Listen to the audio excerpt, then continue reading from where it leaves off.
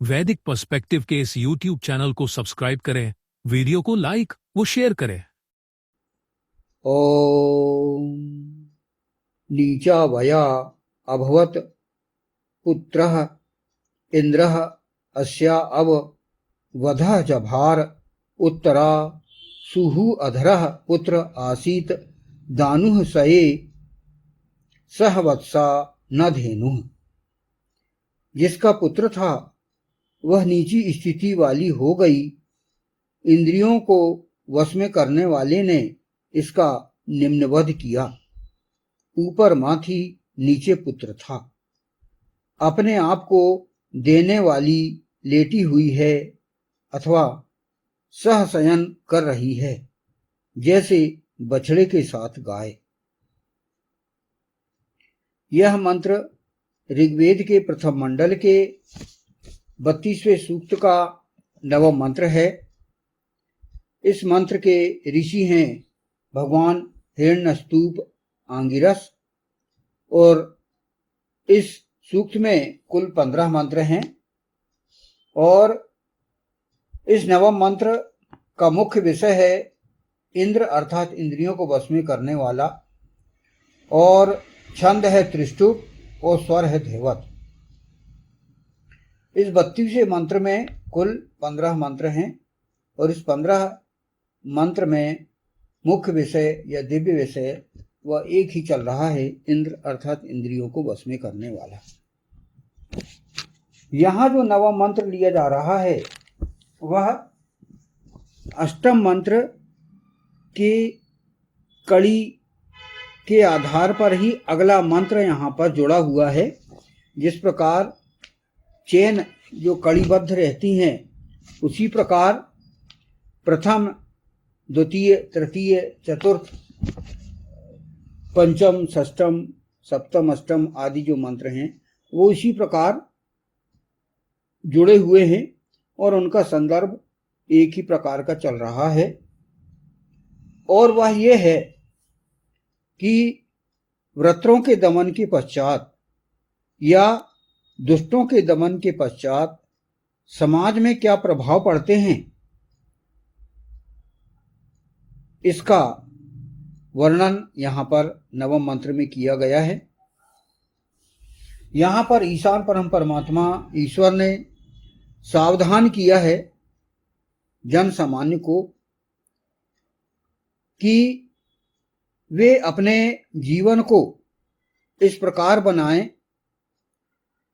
कि उन्हें अपनी इंद्रियों को वश में करते हुए, अच्छे कर्म करते हुए वे अपना जीवन बिताकर और सुखपूर्वक भोगपूर्वक जीवन जिएं।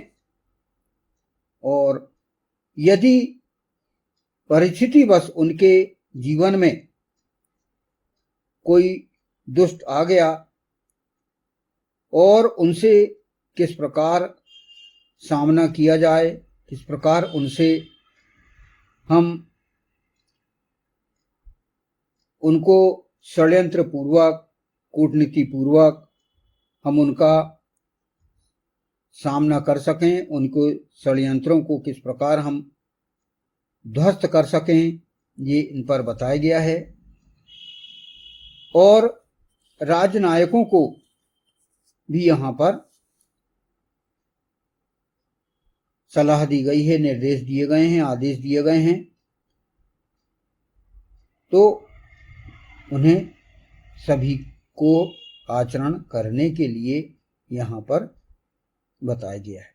वेद एक जीवन व्यवस्था है और इसमें कोई इतिहास नहीं है, बल्कि एक जीवन व्यवस्था है और उस जीवन व्यवस्था को ही हमें मानते हुए पालन करना है। एक संविधान है, एक कानून है, इसका हमें पालन करना है। यहाँ पर इस मंत्र में दुष्टों के हनन के पश्चात परिवार में क्या स्थिति आती है, समाज में क्या स्थिति होती है, देश में क्या स्थिति होती है,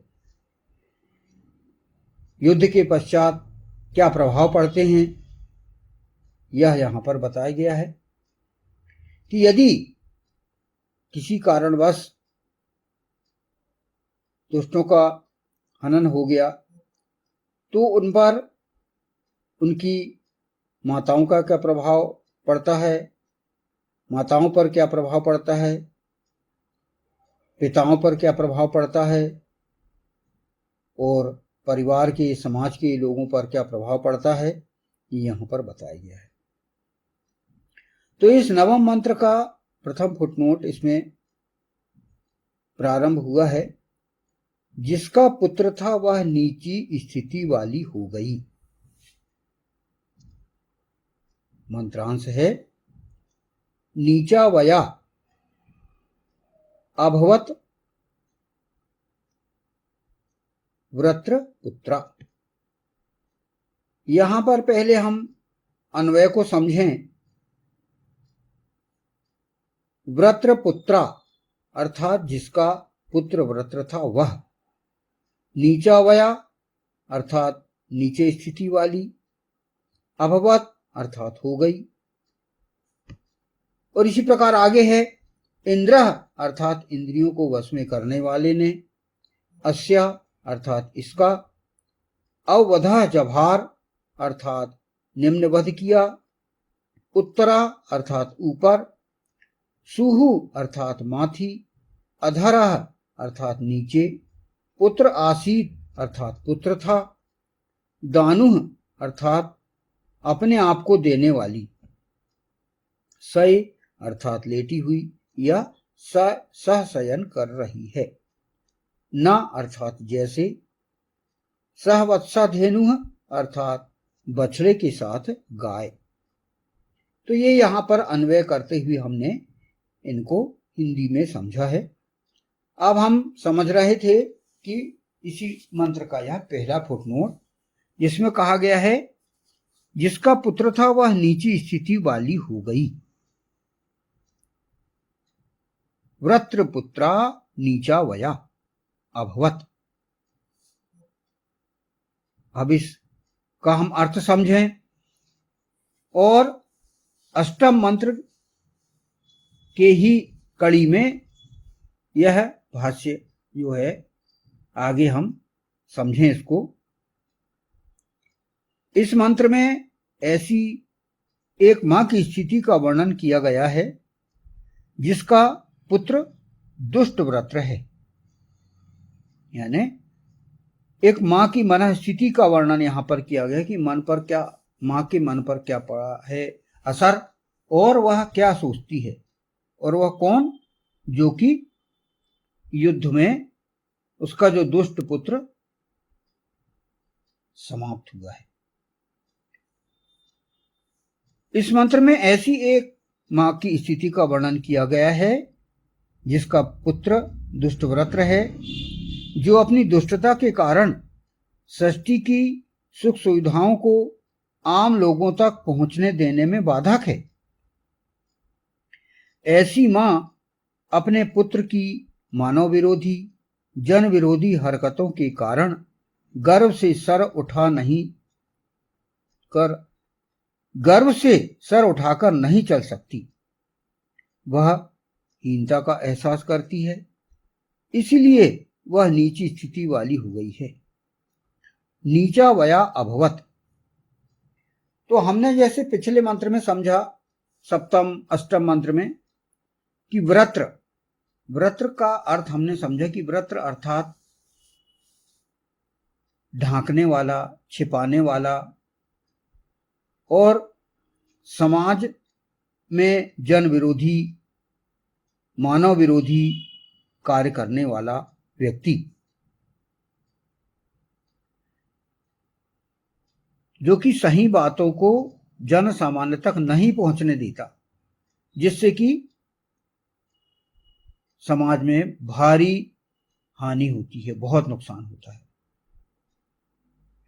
तो ऐसे दुष्ट को यदि अधिक अपराध बढ़ गया, उसको मार दिया गया, तो उसकी मां पर क्या असर पड़ता है यह बताया गया है।